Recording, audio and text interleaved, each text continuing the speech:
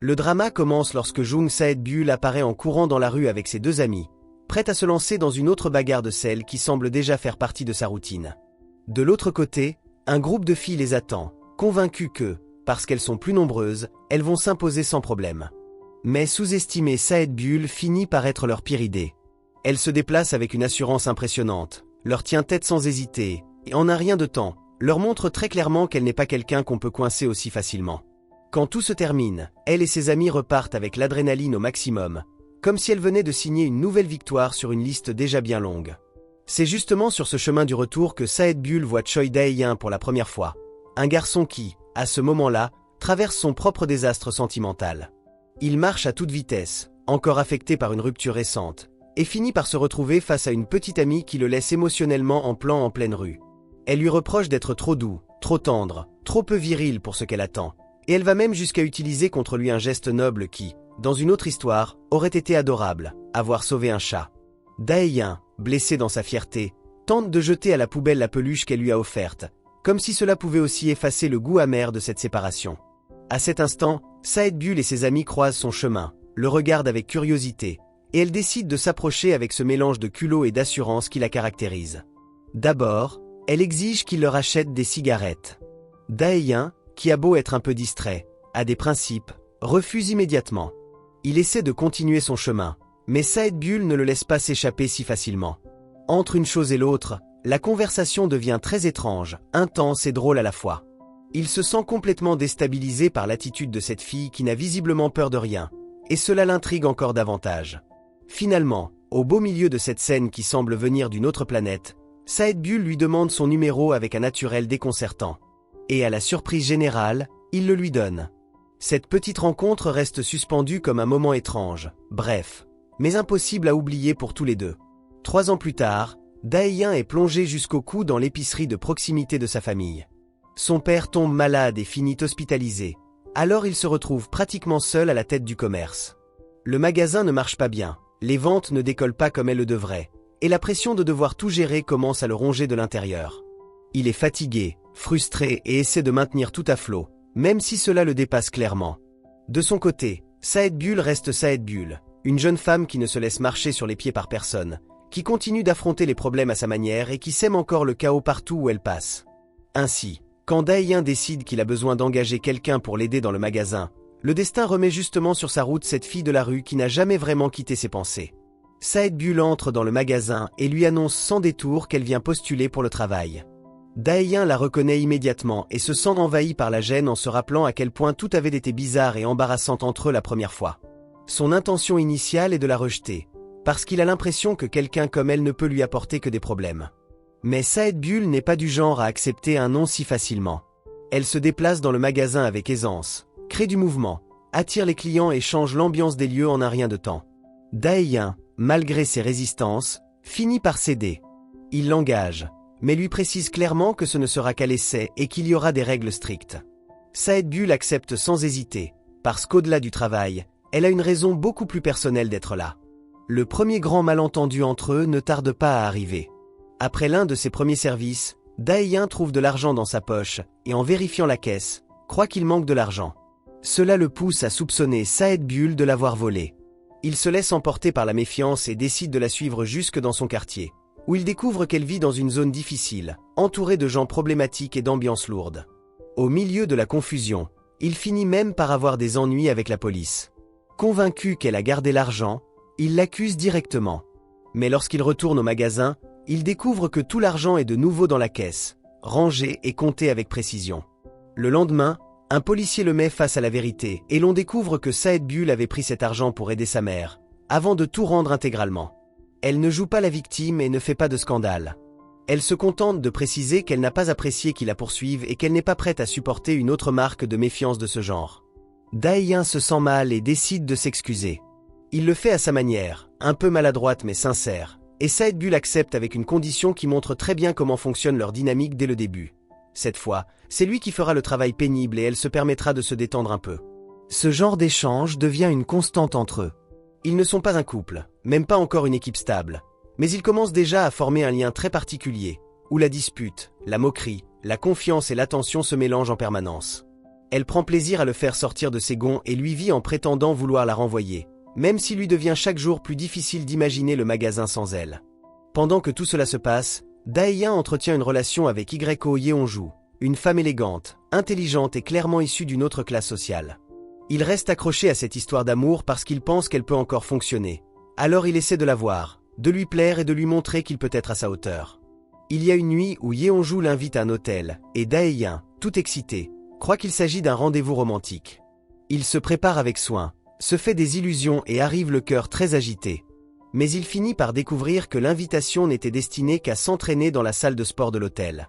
Ce genre de moment le laisse de plus en plus insécurisé, parce que même s'il tient à elle, il a toujours l'impression de courir après quelqu'un qui ne finit jamais vraiment par le voir complètement.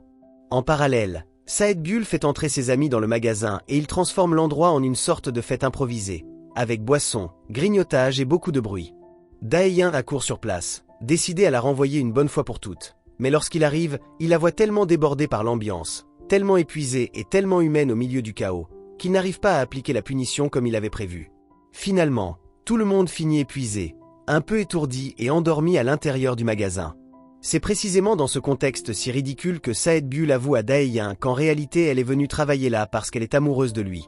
Lui, encore à moitié endormi et confus, réagit d'une manière ambiguë qu'elle interprète comme une réponse positive. Mais lorsqu'elle comprend qu'il est toujours avec Yeonju, la colère explose en elle. Elle le frappe, s'en va furieuse et montre clairement qu'elle n'est pas prête à devenir le divertissement secret de qui que ce soit. Le lendemain, Dae-yeon essaie de faire comme si de rien n'était, mais le problème ne se règle pas tout seul. Sae-Byul garde encore sa peluche, et le mélange entre colère et tendresse la bouleverse complètement. Yeonju, de son côté, commence à remarquer que la présence de Sae-Byul dans le magasin n'est pas une simple coïncidence. Elle se méfie, fait pression et observe tout avec suspicion. Dae-yeon promet qu'il va renvoyer Sae-Byul, mais la réalité, c'est que chaque fois qu'il essaie de le faire, quelque chose l'en empêche. Parfois parce que Sae-Byul lui prouve par ses actes qu'elle est précieuse pour le magasin, d'autres fois parce qu'il se rend compte que le problème, ce n'est pas elle, mais le fait qu'il soit lui-même complètement perdu. L'un de ces moments arrive lorsque le magasin manque de fermer pour avoir vendu des cigarettes à un mineur. Personne ne retrouve le moment exact sur les caméras, et la situation devient très compliquée. Mais Sae-Byul ne reste pas les bras croisés. Elle envoie ses amis chercher le garçon, le retrouve, le pousse à donner la date exacte, puis revient avec l'information nécessaire pour vérifier plus précisément les enregistrements. Grâce à cela, Dae-yeon peut éclaircir ce qui s'est passé et sauver le commerce. Au lieu de recevoir un grand remerciement, Sae-Byul se retrouve simplement avec encore plus de travail, comme si de rien n'était. Pourtant, cet épisode rappelle à Dae-yeon ce qu'il ressentait lui-même quand on l'exploitait sans reconnaître ses efforts, et peu à peu il commence à s'adoucir avec elle. Il ne la voit plus seulement comme une catastrophe ambulante. Il commence à la voir comme quelqu'un qui, même si elle fait tout à sa manière, finit toujours par soutenir le magasin quand celui-ci en a le plus besoin. Au milieu de ce changement apparaît une partie beaucoup plus chaleureuse de leur relation.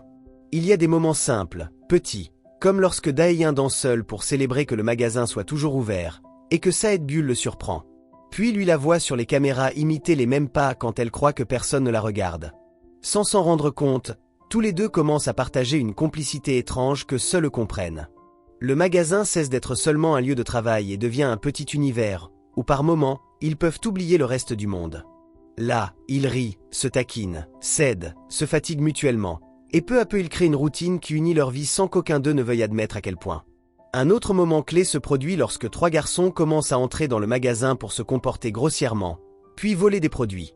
Sae-Byul observe d'abord, se retient, mais lorsqu'elle confirme qu'il profite du commerce de Dae-yeon depuis un moment, elle décide d'agir. Elle les suit jusqu'à leur cachette, les confronte et leur donne une bonne leçon, les obligeant non seulement à rendre ce qu'ils ont volé, mais aussi à reconnaître exactement tout ce qu'ils ont pris. Un garçon enregistre une partie de la scène. Elle le découvre et lui fait comprendre très clairement qu'il ferait mieux de garder le silence. Sae-Byul essaie d'empêcher Dae-yeon de la prendre, mais cette facette de sa personnalité refait surface. Quand quelqu'un touche à ce qui lui appartient, ou aux gens qui comptent pour elle, elle ne reste pas les bras croisés. Pendant ce temps, Yeonju commence à avoir davantage de contact avec Sae-Byul, et dès le premier instant, elle la juge de haut. Elle la voit comme une fille qui n'a pas sa place dans le monde de Dae-yeon, comme quelqu'un de trop chaotique, trop direct et trop populaire dans l'espace qu'elle considère comme le sien.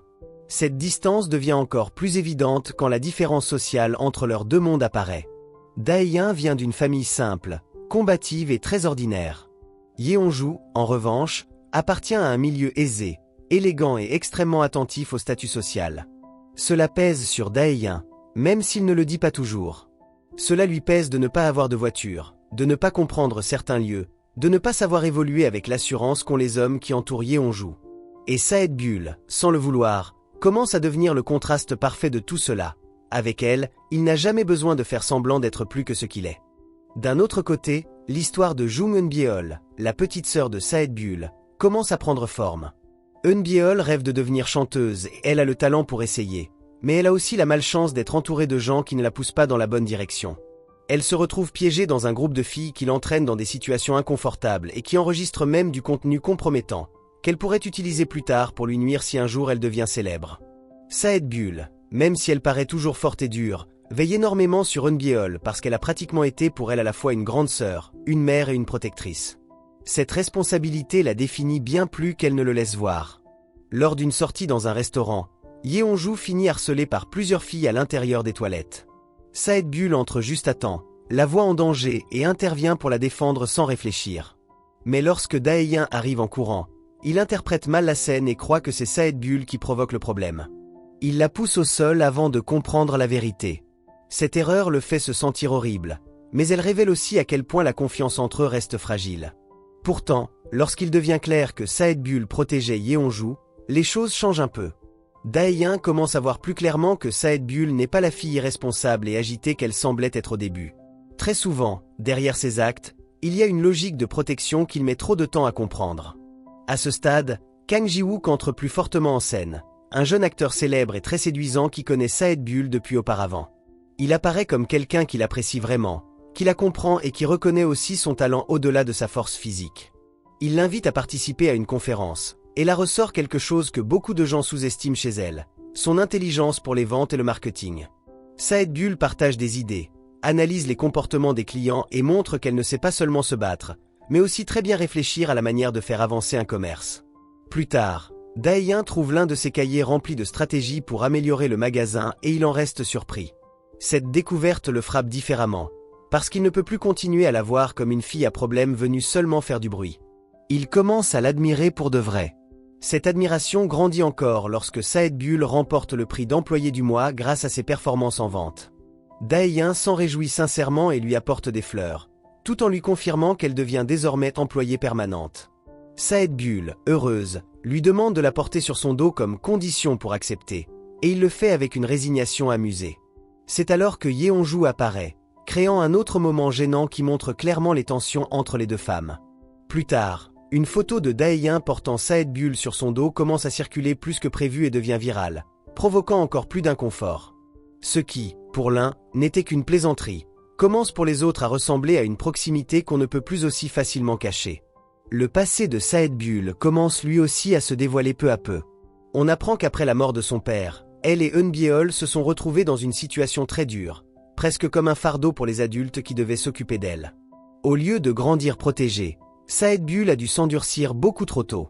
Elle a fini par travailler, chercher de l'argent et apprendre à résoudre seule des problèmes qui n'auraient jamais dû être les siens à son âge. Toute cette dureté qui paraît aujourd'hui une partie naturelle de son caractère n'est en réalité d'un besoin de survie. C'est pourquoi sa relation avec Eun-byeol n'est pas seulement celle d'une grande sœur. C'est celle de quelqu'un qui a sacrifié une immense partie de sa propre jeunesse pour que la plus jeune puisse étudier, rêver et avoir une meilleure chance. Pendant ce temps, Dae-yeon continue de traverser des problèmes avec Yeonju. Les silences, les demi-vérités et la présence constante de Jo Sung-joon, un homme élégant, prospère et clairement issu du même monde qu'elle, lui pèsent de plus en plus. Même si Yeonju essaie de minimiser cela, Dae-yeon n'arrive pas à se défaire du sentiment qu'il est en train de rivaliser avec quelque chose qu'il ne pourra jamais égaler. Cette insécurité le pousse même à dépenser de l'argent dans des choses dont il n'a pas besoin, comme une voiture, juste pour se sentir moins insignifiant. Mais intérieurement, le vide reste là. Sae-bul, au contraire, lui donne toujours le sentiment d'être suffisant exactement tel qu'il est. Et ce contraste commence à faire de plus en plus de bruit dans son cœur, même s'il ne veut pas encore le reconnaître. La situation se complique encore davantage lorsque Sae-bul est attaqué par des filles et finit à l'hôpital à cause d'une appendicite qui s'aggrave justement dans ce contexte. Dae-yeon l'y emmène, reste avec elle, s'occupe d'elle à sa manière et lui dit de voir tout cela comme des vacances payées. Cela peut paraître maladroit, mais pour Sae-bul, ce geste signifie énormément. Elle n'a pas l'habitude que quelqu'un reste à ses côtés juste parce que oui, simplement parce qu'elle compte pour lui. À l'hôpital, Kang Ji-wook apparaît aussi avec des fleurs et davantage d'attention, ce qui rend encore plus évident qu'elle est entourée de personnes qui la valorisent réellement. Dae-yeon le remarque, même s'il ne le dit à personne, et c'est là que commencent à apparaître des jalousies qui, jusque-là, restaient à moitié cachées.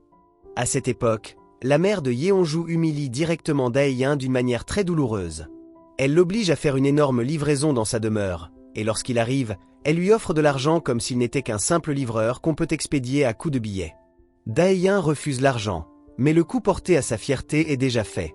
La différence de statut est exposée sans la moindre subtilité, et il repart de là en se sentant minuscule. Cette blessure n'est pas seulement économique. Elle est émotionnelle. Parce qu'il comprend que, même s'il aime Yeonju, son monde ne l'accueillera jamais avec dignité. Sae-bul, pendant ce temps, observe tout cela de l'extérieur, et cela lui fait plus mal qu'elle ne veut l'admettre. Puis un autre coup dur arrive pour Sae-bul. Elle se fait arnaquer pour le logement où elle vivait, et du jour au lendemain, elle se retrouve sans toit avec Eun-byeol. Elle va à la police, essaie de porter plainte, et on la traite avec la même froideur que d'habitude. Sans argent, sans abri et avec le poids émotionnel de devoir aussi soutenir sa sœur, elle finit complètement épuisée. Dae-yeon lui offre son aide sans encore mesurer l'ampleur réelle de ce qu'elle traverse. Quand sa mère l'apprend, elle décide de l'emmener vivre avec eux. Et même si Dae-yeon proteste d'abord parce qu'il ne comprend pas toute la situation, la famille finit par lui ouvrir vraiment la porte. Ce geste change énormément Sae-bul. Parce que, pour la première fois, elle ne se sent pas traitée comme une gêne, mais comme quelqu'un qu'on attend, qu'on protège et qu'on considère comme faisant partie de la maison. La cohabitation dans la famille de Dae-yeon est chaotique, drôle et aussi très tendre. Il y a des frayeurs ridicules, des malentendus, et des scènes où Sae-bul se déplace encore comme si elle ne savait pas bien comment occuper un espace qu'elle a passé des années à croire qu'elle ne méritait pas. Peu à peu, pourtant, elle commence à se détendre. La mère de Dae-yeon la gronde, oui, mais avec ce ton qui est en réalité rempli d'affection et d'inquiétude. Cela la touche profondément, parce qu'elle n'a jamais eu l'habitude que quelqu'un l'attende éveillée, se fâche parce qu'elle est partie sans prévenir, ou lui fasse sentir que son absence a du poids. Cette maison devient le premier endroit, depuis très longtemps, où Sae-bul peut enfin baisser un peu sa garde. Pendant ce temps, Yeonju et Dae-yeon s'éloignent de plus en plus. Elle passe davantage de temps avec Sung-joon, évite Dae-yeon, se montre distraite, et peu à peu, leur relation entre dans une zone où continuer à l'appeler romance semble déjà presque un effort. Dae-yeon le sent, mais il a du mal à la laisser partir parce que, pendant longtemps, il a cru que cet amour représentait le but à atteindre. En même temps, Sae-bul prend de plus en plus de place dans sa vie. Pas seulement dans le magasin, mais aussi dans ses routines, dans ses préoccupations, et même dans ses moments les plus intimes de tristesse ou de fatigue. La différence, c'est qu'avec Sae-bul tout paraît plus vivant, plus authentique et moins forcé. Quand Kang Ji-wook découvre que Sae-bul vit dans de mauvaises conditions, il se met très en colère contre Dae-yeon pour ne pas l'avoir mieux protégée.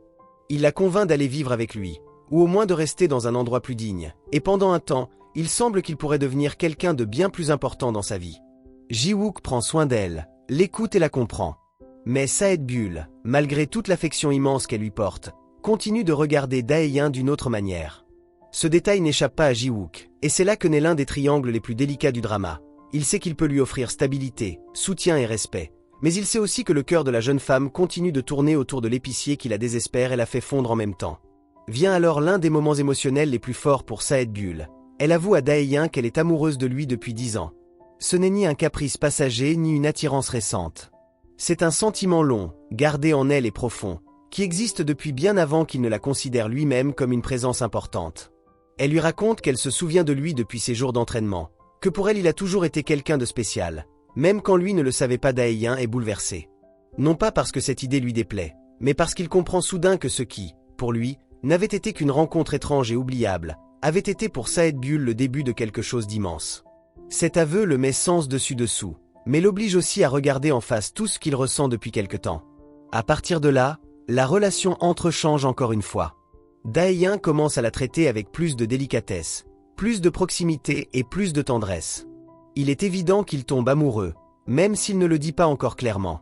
Il lui donne plus de responsabilités dans le magasin, lui confie des choses importantes et va même jusqu'à la nommer responsable.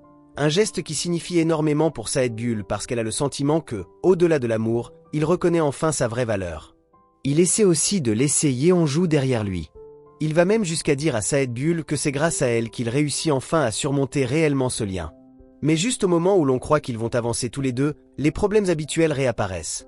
La pression sociale, le passé de Yeonju, les jalousies de Kang Ji-wook et les difficultés familiales. L'un des conflits les plus laids éclate lorsque les anciennes connaissances d'Eun-byeol commencent à la faire chanter avec de vieilles photos et vidéos. Elles veulent de l'argent, de l'influence et profiter de sa progression comme artiste. Saedbul essaie de régler la situation, mais cette fois elle a un problème supplémentaire. Elle a promis à Dae-yeon de ne plus recourir à la violence. C'est pourquoi elle supporte les coups, les humiliations et les provocations sans réagir comme elle l'aurait fait auparavant. Cela lui coûte énormément, parce que cela va à l'encontre de l'instinct qui l'a accompagné toute sa vie, mais elle le fait parce qu'elle sait que Dae-yeon veut la voir avancer sur un autre chemin. Finalement, lorsque tout se complique encore davantage et que du contenu est même diffusé sur internet pour ternir l'image d'Eun-byeol et aussi celle de Saedbul, cette dernière décide de se battre autrement. Elle récupère le téléphone où se trouvent les vraies preuves et le remet à un journaliste, permettant ainsi à la vérité d'éclater au grand jour et de montrer clairement que ni elle ni sa sœur n'étaient les méchantes dans cette histoire. Au cœur de ce même scandale, une rumeur sur une prétendue romance entre Saedbul et Kang Ji-wook fait aussi surface. Lui, loin d'en profiter, intervient publiquement pour tout clarifier et explique qu'il prend soin de Saedbul et d'Eun-byeol par gratitude et par véritable affection pour elle. Ce geste clôt très joliment son arc. Ji-wook ne parvient pas à devenir l'amour de Saedbul, mais il devient bel et bien un ami loyal et sincère. Lorsqu'arrive le moment de partir travailler à l'étranger, elle l'embrasse et lui fait clairement comprendre qu'il est quelqu'un de très important pour elle. Il accepte cette place avec tristesse, oui, mais aussi avec maturité. Au milieu de toutes ces tempêtes, Dae-yeon finit par se décider. Il apporte des fleurs à Saedbul et lui avoue ce qu'il ressent, en lui demandant d'officialiser leur relation. Elle est bouleversée, heureuse, mais aussi débordée, car elle traverse justement des examens et 1000 autres problèmes en même temps. Alors elle lui demande un peu de temps pour répondre. Malgré tout, ce moment marque un avant et un après. Il ne s'agit plus d'une tension étrange ni d'une romance presque assumée. Dae-yeon met enfin en mots le fait qu'il tient aussi à elle et qu'il ne veut plus continuer à la traiter comme une simple employée importante.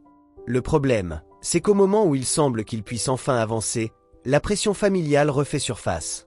La mère de Dae-yeon insiste sur le fait qu'il devrait épouser Yeonju, non pas par amour, mais parce que cela élèverait le statut de la famille et leur ouvrirait des portes qui leur sont toujours restées fermées. Saedbul entend ces conversations et se sent dévastée. Même si on l'aime dans cette maison, elle comprend aussi qu'elle reste la fille qui ne s'intègre pas complètement à ce monde. C'est pourquoi elle décide de partir, de laisser une lettre à Dae-yeon et de disparaître pendant un temps. Elle s'en va travailler dans une ferme, essayant de mettre de la distance pour ne plus être un poids. Mais même loin, elle reste Saedbul. Quand elle voit des garçons maltraiter un autre, elle intervient pour le défendre. La violence vient de nouveau la toucher, parce que c'est le seul outil qu'elle a appris à utiliser pour protéger, même si elle sait que Dae-yeon voulait autre chose pour elle. Quand Dae-yeon découvre où elle se trouve, il court la rejoindre. Il la retrouve à la ferme et voit, avec plus de clarté que jamais, à quel point sa vie a toujours été dure. Il assiste aussi à un autre conflit dans lequel Saedbul se remet une fois de plus en première ligne pour le protéger. Cette fois, lui essaie de gérer la situation avec calme, en parlant et en posant des limites, et même si les autres continuent à chercher l'affrontement, il parvient à tenir différemment.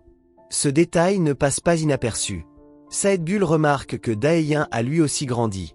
Il n'est plus seulement l'homme gentil mais insécure du début. Maintenant, il commence à mieux s'affirmer face aux autres et face à lui-même. Avant de partir, il lui dit qu'il l'attend de retour au magasin, convaincu qu'au fond tous les deux savent où est leur place. Après cela, Dae-yeon prend une décision définitive. Il démissionne de l'entreprise et décide de revenir complètement à son magasin. Il laisse derrière lui la possibilité de continuer à poursuivre un monde qui ne l'a jamais vraiment accueilli.